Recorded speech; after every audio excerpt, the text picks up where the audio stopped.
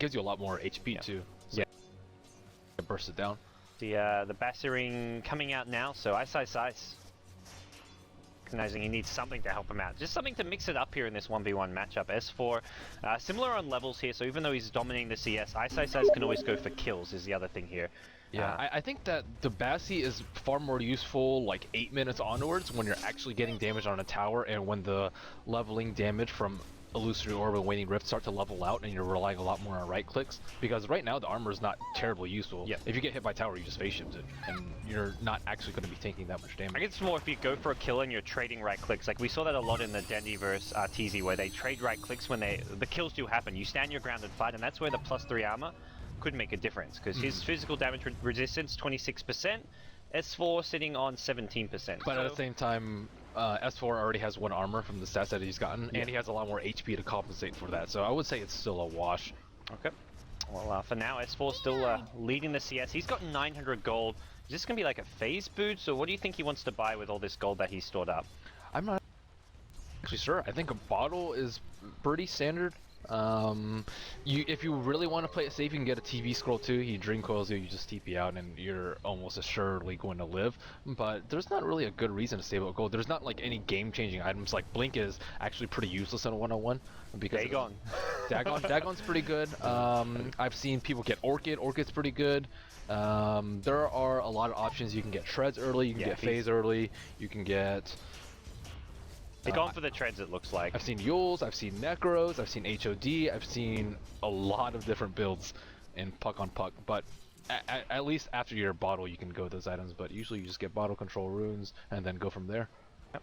IceIceIce on the meanwhile is going to be going for, looks to be some more now talismans, or his first now talisman as well as some extra regen, so brings out some tangos, wants the circlet as well. S4 treads up, and he can use this to tread swap a bit quite fairly efficiently. Neither player going for runes, neither player getting bottles just yet, so you do miss out a little bit on like maybe some last hitting opportunities if that happens. He could go for a courier snipe here, not going to go in though.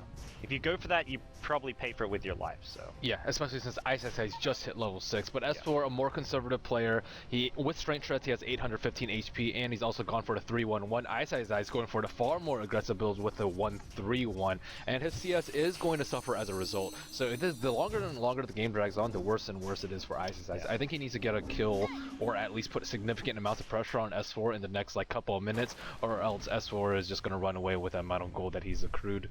It feels like S4 realizes the only way he's winning the CS, the only way he loses if IceIceIce kills him. That's where he goes for the treads, because it gives him a lot of bonus HP.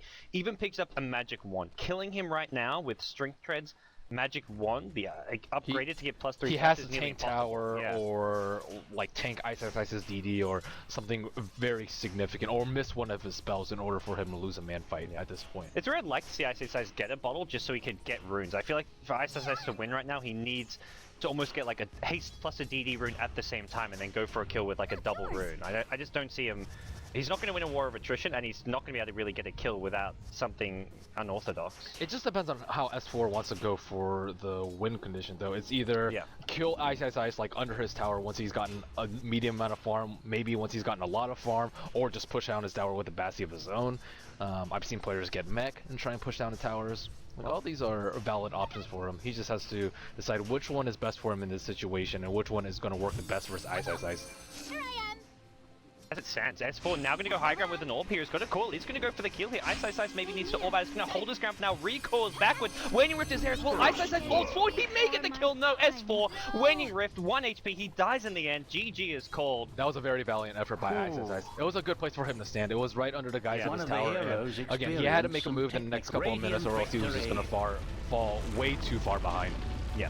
He really baited him, like he made it look like he was kind of trapped in the coil, and then he turned it around, used everything, almost comes out on top. That was really close. I think, did he have a magic stick on that? I don't think so. I think if he had a magic stick, he actually would have won that. But at the same time, he had a limited amount of gold. But still, very fantastic play from IceIceIce. I think the level 3 silence actually caught S4 off guard significantly. Yes, yeah. I don't know, was he on the strength spreads as well there at the end? It didn't. Okay, so, I think so, he did have the bonus HP. Even with that, even with the magic wand, he still almost goes down. So it was a good finish, and we'll get ourselves into game 2. Queen of Pain versus Queen of Pain. S4 versus IceIceIce in the TI4 1v1 championship. Stick around, guys.